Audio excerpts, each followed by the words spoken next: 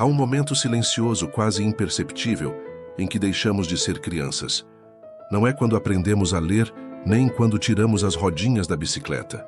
É mais sutil, mais profundo. Esse momento chega quando passamos a engolir o choro para não incomodar, quando começamos a sorrir para esconder a dor, quando aprendemos, ainda pequenos, a performar força em vez de expressar verdade. A infância não termina num álbum de fotos antigas, mas sobrevive como sombra nos nossos gestos, na nossa voz, no modo como atravessamos o mundo. Ela persiste como um campo de batalha invisível, onde seguimos lutando por amor, reconhecimento, pertencimento. E talvez a pergunta mais urgente não seja por que sofri, mas o que eu aprendi a esconder para continuar sendo amado. A infância que não foi acolhida não desaparece. Ela apenas se cala. E ao se calar, nos molda. Quantas vezes você já se pegou repetindo padrões que dizia detestar? Quantas vezes reagiu de forma desproporcional a algo pequeno, como se uma parte esquecida de você tivesse assumido o volante? Se há um território onde habita a origem de tudo isso, ele tem nome: infância. E talvez seja a hora de voltarmos lá, não para buscar culpados, mas para resgatar quem fomos. E então, você se lembra de quando começou a esquecer de si mesmo?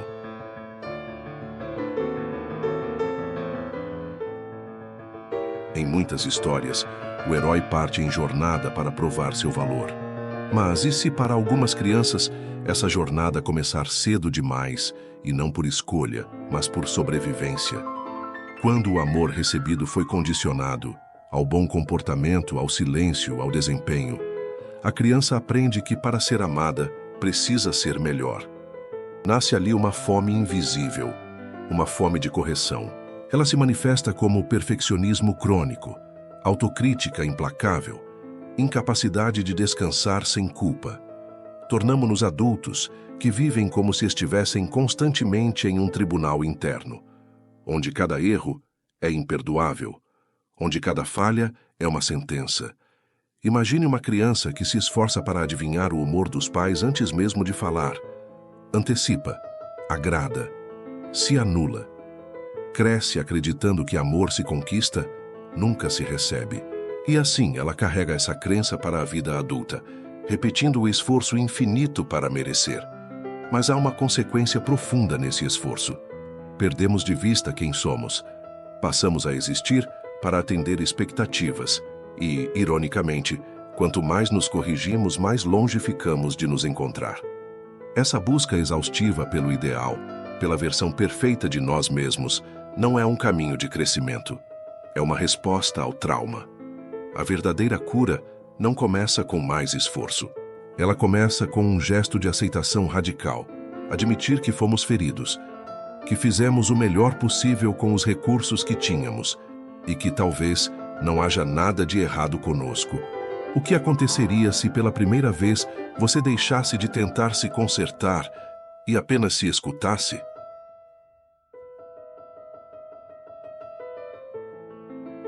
Trauma nem sempre vem com gritos ou cicatrizes visíveis. Às vezes, ele se disfarça de silêncio, de ausência, de uma falta que a criança não consegue nomear. Pode ser a ausência de escuta verdadeira, a ausência de um abraço quando o medo tomava conta, a ausência de alguém que dissesse: está tudo bem sentir isso. São feridas que não sangram, mas moldam. Pense numa criança que vive pisando em ovos, tentando não ser um incômodo. Ela se adapta, observa, aprende a esconder o que sente para não perder o pouco de amor que tem. E essa adaptação, tão sutil quanto cruel, vira personalidade.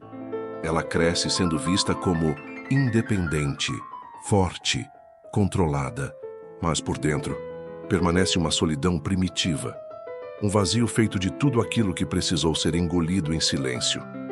Esse é o peso do trauma infantil. Não apenas o que aconteceu, mas tudo o que não pôde acontecer. A alegria que não pôde ser expressa, a dor que ninguém quis ouvir, a espontaneidade que foi sufocada em nome de uma convivência disfuncional. E esse peso segue com a gente, na forma como reagimos ao afeto, na dificuldade de confiar, na pressa em agradar, nas escolhas que repetem feridas antigas, como se ainda estivéssemos tentando provar algo àquelas figuras que nunca nos viram por inteiro. Mas, e se a força que nos fez sobreviver na infância não for a mesma que nos ajuda a viver plenamente na vida adulta?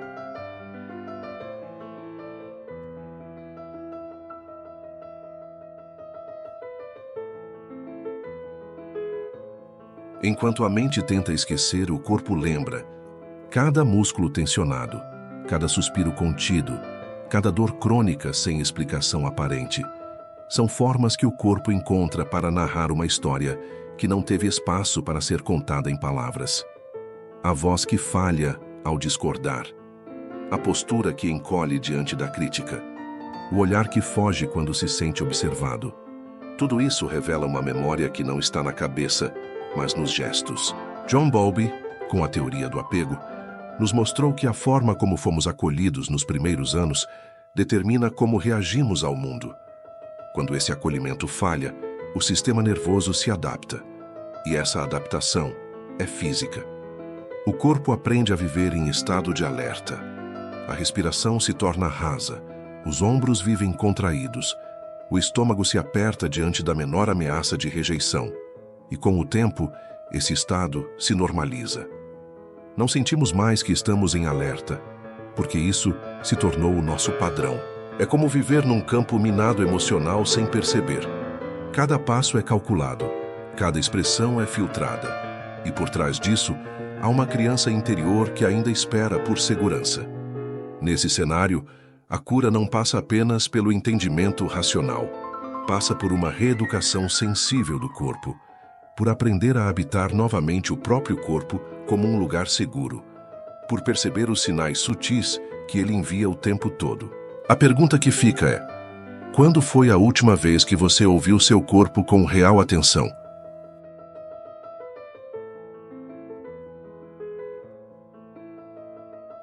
Quando uma criança é ferida e não encontra espaço para expressar sua dor, ela não culpa o ambiente, ela culpa a si mesma. É uma lógica cruel. Se não me amam como preciso, deve haver algo errado comigo. A partir dessa crença, o trauma se instala como um ciclo, um roteiro silencioso que seguimos repetindo, muitas vezes sem perceber. A criança que não foi ouvida vira o adulto que não consegue se comunicar. Aquela que se sentia indesejada passa a buscar relações onde o abandono é sempre uma possibilidade. Criamos padrões. Relações que se parecem com o que vivemos, mesmo que nos machuquem. Buscamos parceiros emocionalmente indisponíveis. Subimos em palcos invisíveis para conquistar aprovação. Reencenamos a infância, esperando que desta vez o final seja diferente. Mas não é, porque o que nos falta não é um final novo.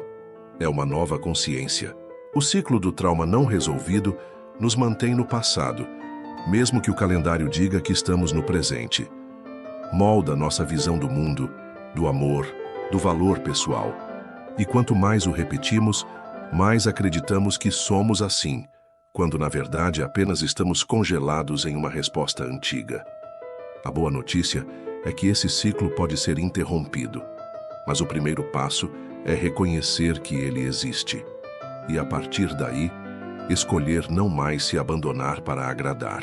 Escolher finalmente sair do papel de sobrevivente e entrar na própria vida com presença, com inteireza, com verdade.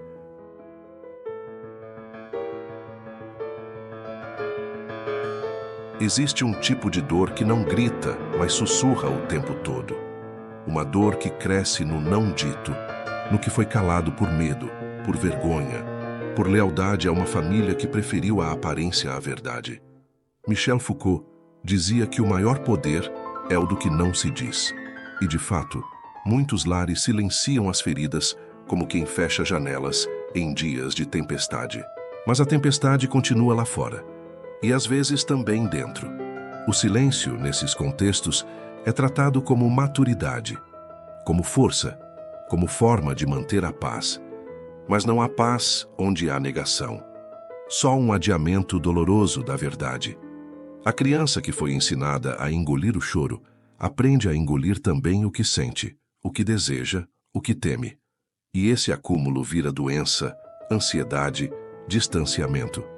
O silêncio, quando imposto, não é ausência de som, é presença de medo. Em muitos casos, o trauma não persiste porque algo terrível aconteceu, mas porque ninguém esteve lá para nomear, acolher e validar o que aconteceu.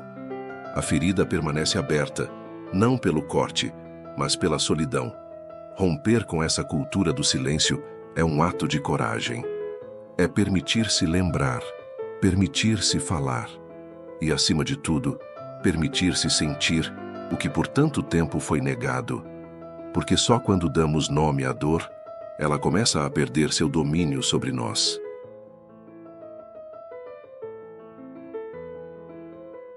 Quando a dor não encontra palavras, ela procura outros caminhos, e quase sempre o primeiro a ouvi-la é o corpo.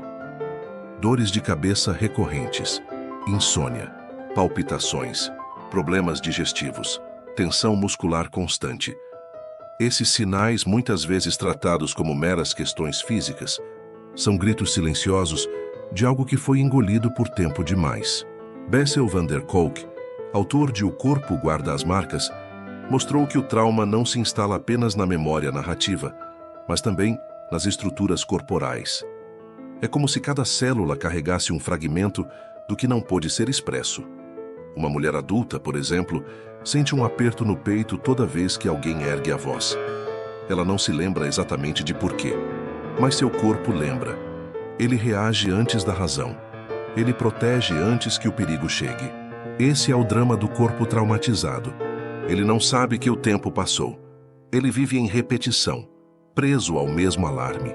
A cada novo estímulo, revive um cenário antigo. É por isso que entender a dor apenas no plano mental não basta. Precisamos escutá-la também com o corpo, respirar com ela, sentar com ela, permitir que ela exista sem urgência de solução. Porque às vezes, o que o corpo mais deseja não é que você o conserte, é que você o reconheça e fique com ele, até que ele possa finalmente descansar.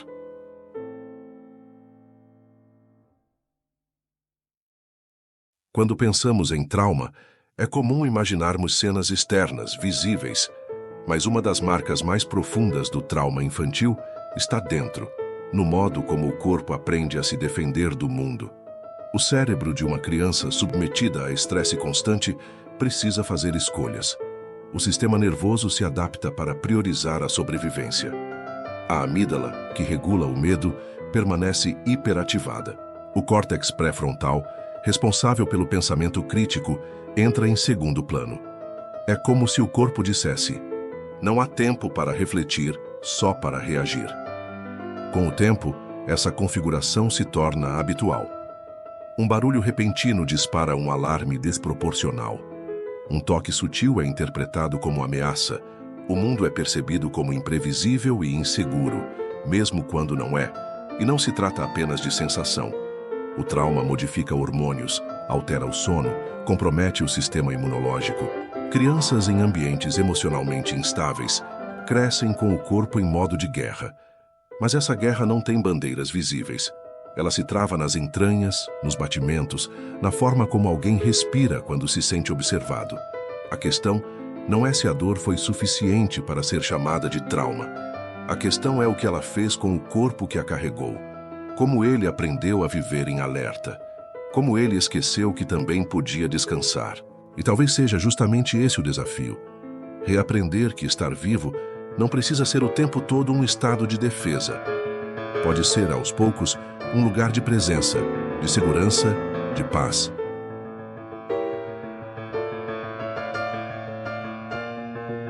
As memórias comuns formam uma linha do tempo. Lembramos de eventos, contextos, palavras ditas. Mas o trauma tem outra lógica. Ele fragmenta. Ele rompe a narrativa. Peter Levine, especialista em trauma, explica que experiências traumáticas não são armazenadas como histórias, mas como sensações desconexas, visões, sons, cheiros, tensões no corpo, como se a consciência, diante de algo insuportável, se desligasse para proteger. Por isso, muitas vezes, quem passou por situações traumáticas não consegue explicar o que sente. sabe apenas que sente. Um cheiro pode disparar uma angústia. Uma frase inofensiva pode trazer pânico. Um toque leve pode gerar repulsa. Não há lógica aparente, porque o trauma não respeita a lógica. Ele vive em territórios mais primitivos do cérebro, onde tempo e razão não têm o mesmo peso. É por isso que, diante de certos gatilhos, reagimos como se tivéssemos voltado no tempo. Essa fragmentação não significa fraqueza. Significa que a dor foi tão intensa que o corpo precisou se dividir para continuar. Uma parte seguiu vivendo. Outra parte ficou presa naquela cena, naquele instante, naquela sensação. A cura, nesse sentido, não é lembrar de tudo, nem forçar uma explicação racional. É permitir que esses fragmentos sejam integrados com segurança, que encontrem um lugar dentro de nós onde não precisem mais gritar para serem notados, porque todo fragmento quer no fundo a mesma coisa: pertencimento. Mesmo que venha carregado de dor, mesmo que esteja envolto em silêncio, ele quer apenas voltar para casa.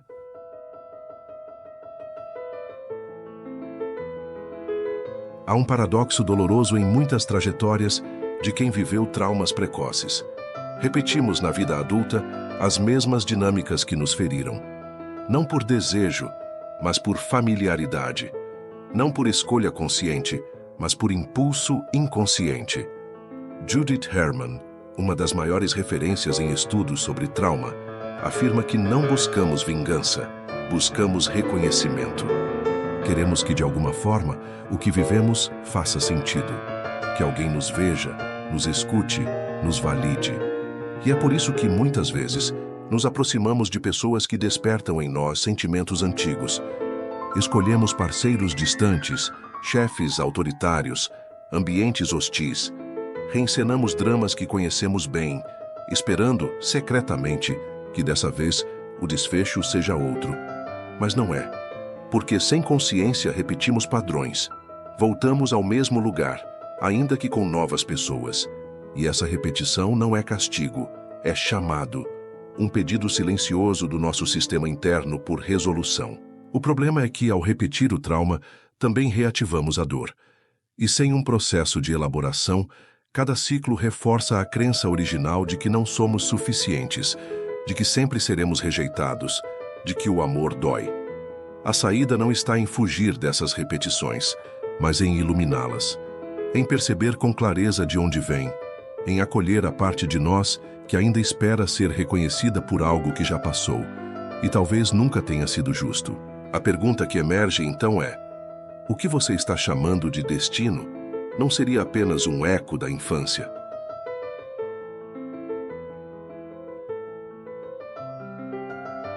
O começo de toda cura não é grandioso, é sutil e, muitas vezes, silencioso. Começa quando deixamos de minimizar o que sentimos.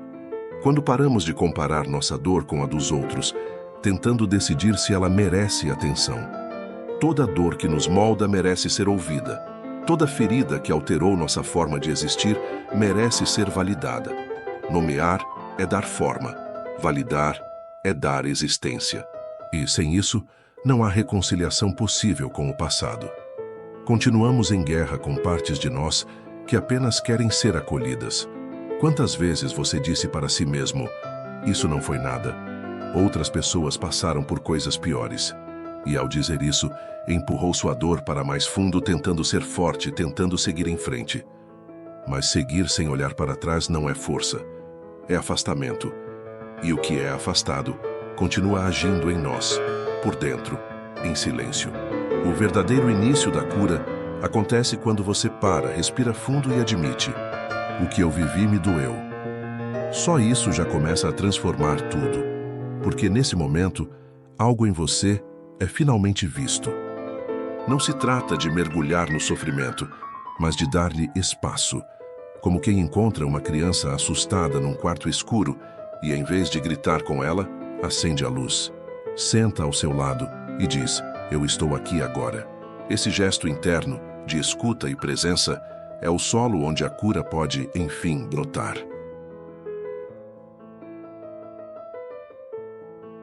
Curar-se de um trauma Não é esquecer o que aconteceu nem fingir que não doeu. É construir passo a passo uma nova relação com aquilo que um dia nos paralisou. E para isso, existem caminhos. Há recursos que podem guiar esse processo com profundidade e respeito. O EMDR, desenvolvido por Francine Shapiro, é uma dessas ferramentas. Ele utiliza movimentos oculares para dessensibilizar memórias traumáticas. O que antes disparava medo, aos poucos se torna apenas um fato, uma lembrança que já não domina. Outro método é a experiência somática, de Peter Levine. Aqui, o foco está no corpo, em reconhecer as sensações que ficaram presas, os gestos interrompidos, a energia congelada que nunca pôde ser liberada. O corpo encontra espaço para completar o que ficou suspenso. Há ainda o modelo Internal Family Systems, criado por Richard Schwartz. Ele parte da ideia de que somos compostos por diversas partes internas, algumas feridas, outras protetoras. Ao dialogar com essas partes, podemos integrá-las em vez de combatê-las e restaurar uma harmonia interna esquecida. Essas abordagens não são receitas mágicas, mas oferecem algo precioso, um contorno, uma estrutura, uma trilha para quem se perdeu de si. Elas não apagam o passado, mas ampliam o presente e nos ajudam a tocar o futuro com mais leveza. Cada pessoa encontra seu ritmo, seu jeito, sua linguagem de cura. Mas o essencial é saber que existem ferramentas, que há profissionais, que você não precisa atravessar isso sozinho. A dor pode ser íntima, mas o caminho da cura, quando partilhado, ganha fôlego e direção.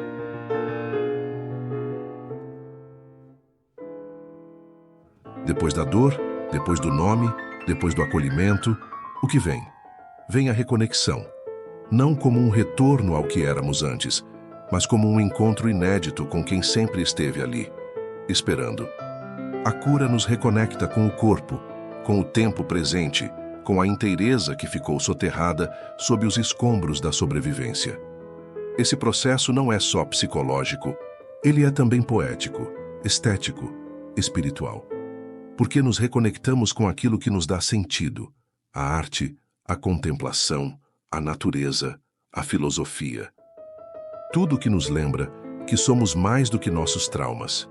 Nietzsche dizia: temos a arte para não morrer da verdade. E de fato criar, contemplar e expressar são formas de elaborar o que nos habita. Quando escrevemos, dançamos, pintamos ou simplesmente caminhamos em silêncio, algo dentro de nós se reorganiza. E então lentamente começa a brotar um outro tipo de força. Não mais a força da armadura, da resistência, da negação, mas a força da presença, da autenticidade, da vulnerabilidade vivida com dignidade. Crescer, nesse sentido, é deixar de lutar contra si mesmo. É parar de fugir da dor e, em vez disso, integrá-la, transformá-la em parte do solo onde floresce a sabedoria, porque a verdadeira maturidade emocional não nasce da perfeição, mas da reconexão, com o corpo que sente, com a história que nos moldou, e, sobretudo, com o agora, onde tudo pode finalmente começar de novo.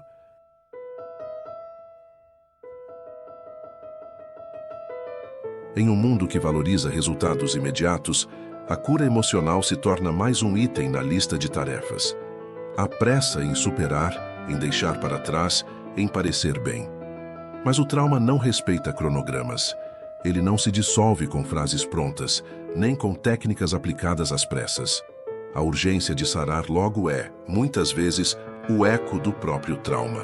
Aquela mesma voz interna que dizia: não sinta, não atrase, não incomode. A busca por alívio imediato se transforma em mais uma forma de negar a dor. E ao fazer isso, aprofundamos o que queríamos aliviar. A cura emocional pede outra coisa: ritmo, espaço, tempo. Ela acontece em camadas, em ciclos, em espirais. Às vezes, damos 2 passos adiante e 1 para trás. Às vezes, tudo parece estagnar. E isso também faz parte do processo. Celebrar pequenas vitórias diárias é um antídoto para a ansiedade da pressa. Reconhecer o dia em que você disse não, sem culpa, O momento em que chorou sem se julgar, o instante em que se ouviu com mais gentileza. Cada gesto assim é um marco, um ponto de virada, uma semente. Porque curar-se não é chegar a um destino, é cultivar todos os dias um novo modo de existir consigo mesmo, com mais paciência, com mais verdade, com mais humanidade.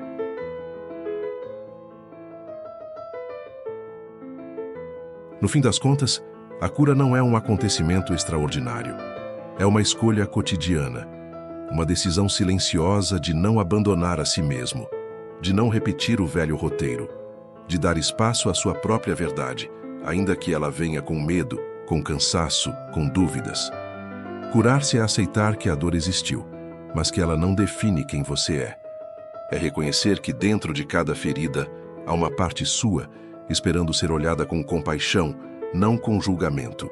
Talvez você não consiga mudar o que aconteceu, mas pode mudar a forma como se relaciona com isso. Pode acolher sua criança interior com o afeto que ela não recebeu. Pode reescrever pouco a pouco os diálogos internos que antes só sabiam criticar. Cada passo importa, mesmo o mais tímido, mesmo o mais vacilante. Você não está sozinho nessa travessia. Há um movimento silencioso de pessoas despertando, buscando sentido, reconstruindo vínculos consigo mesmas. E se hoje foi possível dar mais um passo, que ele seja celebrado. Porque é assim, com pequenos gestos e muita presença, que se constrói um novo caminho. No próximo encontro, vamos aprofundar esse processo. Como reconstruir a confiança em um mundo que nos quebrou. Como confiar novamente, não só nos outros, mas em si. Até lá, cuide da sua verdade como quem cuida de algo sagrado, porque ela é.